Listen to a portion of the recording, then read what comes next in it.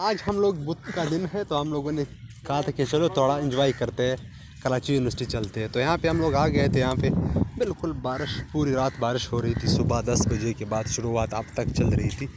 तो अभी बारिश थोड़ा जम गई है, मतलब रुक गई है।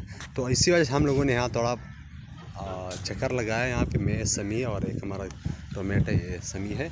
समी, बारिश का मौसम है, कैसा लग रहा है? जी बिल्कुल, बहुत ही अच्छा लग रहा है, बहुत ही इंजॉय कर रहे हैं, बहुत ही अच्छा मौसम है। और गर्मी जो है बिल्कुल ख़त्म हो गई है इस टाइम।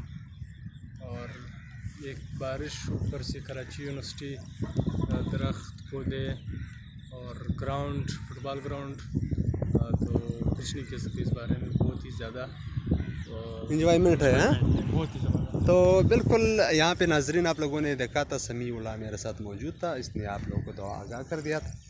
तो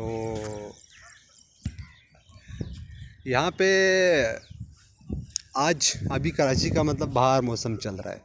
बिल्कुल हर जगह पे ग्रीनरी, दरख्त वगैरह, पौधे, चमन वगैरह उगे हुए हैं। तो बहुत मज़ा।